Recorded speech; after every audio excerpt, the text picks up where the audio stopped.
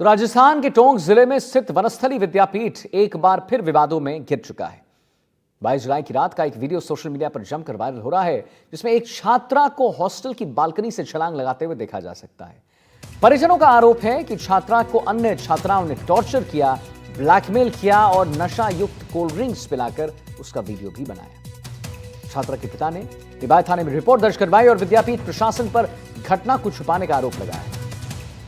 राज्य मानवाधिकार आयोग ने मामले का संज्ञान लेते हुए जिला प्रशासन और पुलिस से 22 अगस्त तक तथ्यात्मक रिपोर्ट मांगी है और उस घटना ने एक बार फिर देश के प्रतिष्ठित महिला विश्वविद्यालय की सुरक्षा व्यवस्था और जवाबदेही पर बड़े सवाल खड़े कर दिए हैं। आप पहले वीडियो देख लीजिए। वनस्थली विद्यापीठ फिर से विवादों में। 22 जुलाई की रात का एक वीडियो सोशल मीडिया पर वायरल होता है, इसमें एक छात्रा को हॉस्टल की बालकनी से छलांग लगाते देखा जा सकता है।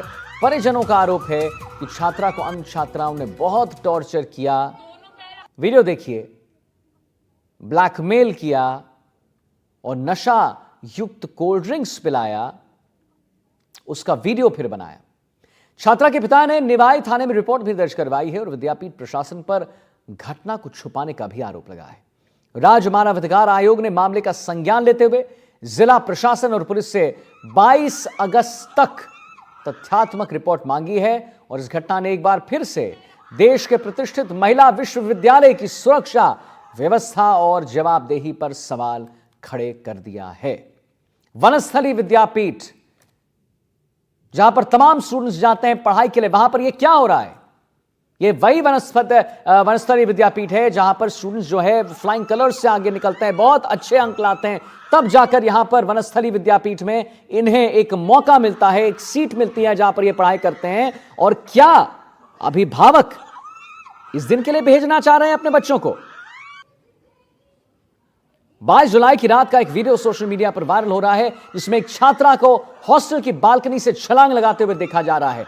परिजनों का आरोप है कि छात्रा को अन्य छात्राओं ने टॉर्चर किया, ब्लैकमेल किया और नशा युक्त कोल्ड ड्रिंक्स पिलाकर उसका वीडियो बनाया। हम सवाल पूछते हैं एनडीटीवी राजस्थान पर कि जब यहां पर कॉलेजेस में,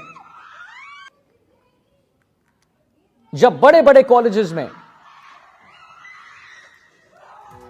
एनडीटीवी के सवाल क्या हैं? घटना को दबाने की कोशिश क्यों की गई? यह एनडीटीवी सवाल पूछता है। यूनिवर्सिटी प्रशासन सामने क्यों नहीं आ रहा है? आखिर क्या डर है और किससे डर है? टॉर्चर और ब्लैकमेल की खबर में कितनी सच्चाई है? क्या सच में टॉर्चर हुआ? क्या सच में ब्लैकमेल हुआ? और अगर हुआ तो क्या छात्रा को कोल्ड ड्रिंक्स में नशा दिया गया या नहीं दिया गया? और दिया गया तो इसे छुपाया क्यों गया? यह आज की घटना नहीं है, आज 29 तारीख है, ये 22 की घटना। यूनिवर्सिटी ने पुलिस को सूचित क्यों नहीं किया?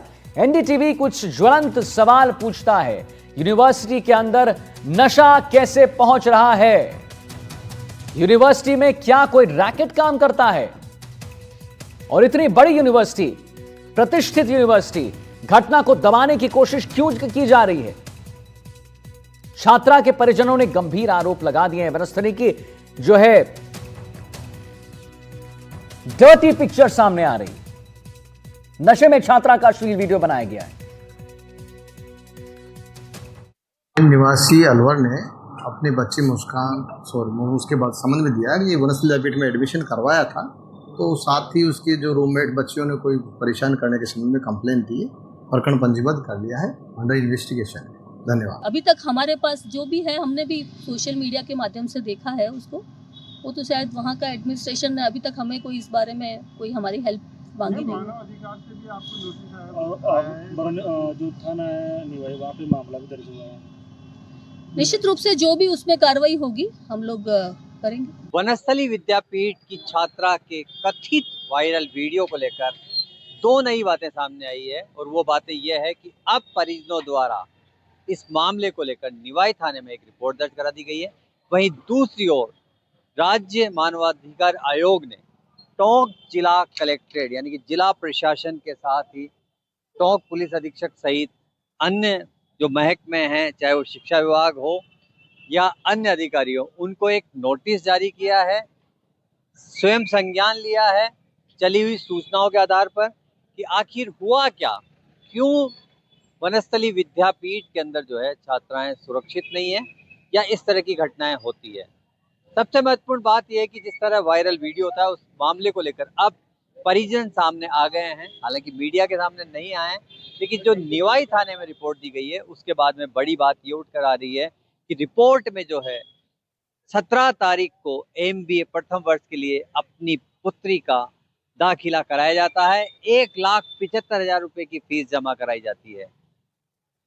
शांता वात्सल्यम छात्रावास के रूम नंबर 82 में छात्रा ठहरती है और आरोप ये लग रहे हैं कि अब पुलिस देखने वाली बात ये होगी कि किस तरह जांच करती है, क्या चीजें निकल कर आती है कि आखिर जो है छात्रा को टॉर्चर किया गया, उसके कोल्ड ड्रिंक और उसके केक में कुछ चीजें मिलाई गई और उसके बाद में उसका वीडियो भी बनाया गया। तो ऐसी सूरत में बड़े सवाल यही है कि आखिर जो है टोंक जिला प्रशासन अब किस तरह के कदम उठाता है। ऐसे गंभीर आरोप लगे हैं रिपोर्ट में और परिजनों ने मांग की है कि उनकी जो 1,75,000 रुपए की राशि है वह उन्हें वापस दी जाए। राज्य मानवाधिकार आयोग ने जिला प्रशासन से जवाब तलब किया है। बड़े अधिकारी कुछ भी कहने को तैयार नहीं है, लेकिन निवाई थाना अधिकारी ने इस बात को माना है और कहा है कि हाँ, हमें परिजनों ने आके एक रिपोर्ट दी है और कुछ इस तरह के आरोप लगे हैं।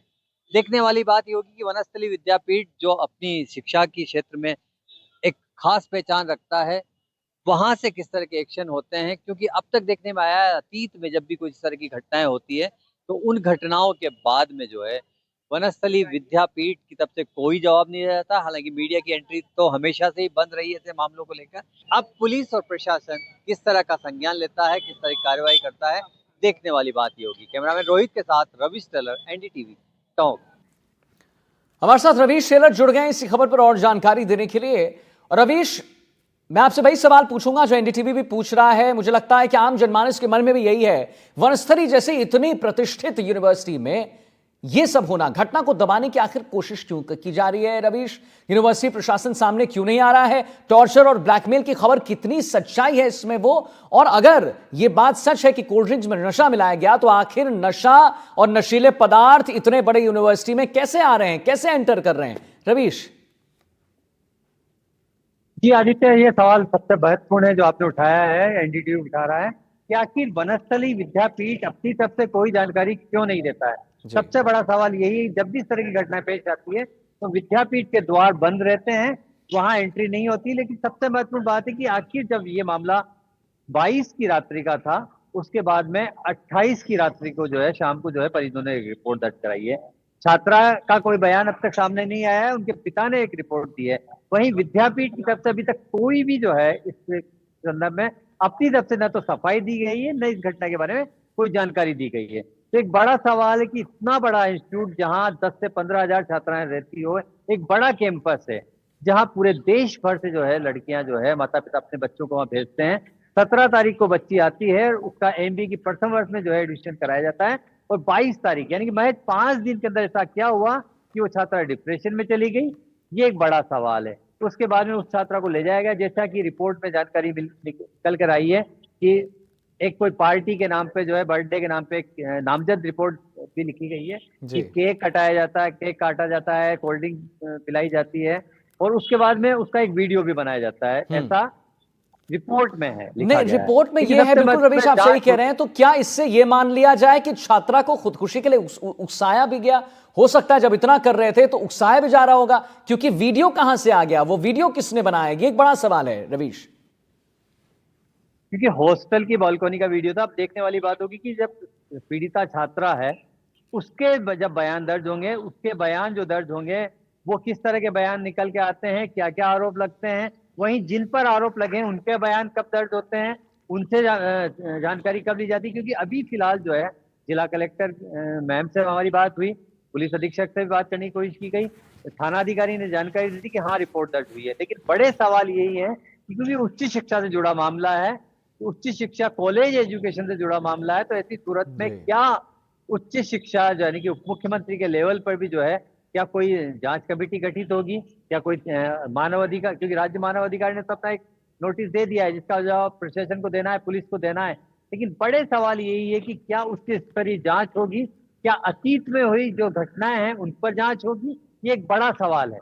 ये एक बड़ा सवाल है, बिल्कुल, जो एनडीटीवी राजस्थान जो है वो प्रमुखता से पूछता है। बहुत बहुत धन्यवाद करेंगे आपका रवीश, महत्वपूर्ण जानकारी देने के लिए। तो कई सवाल हैं जो एनडीटीवी राजस्थान पूछता है और आगे हम इस खबर पर लगातार बने रहेंगे। बहरहाल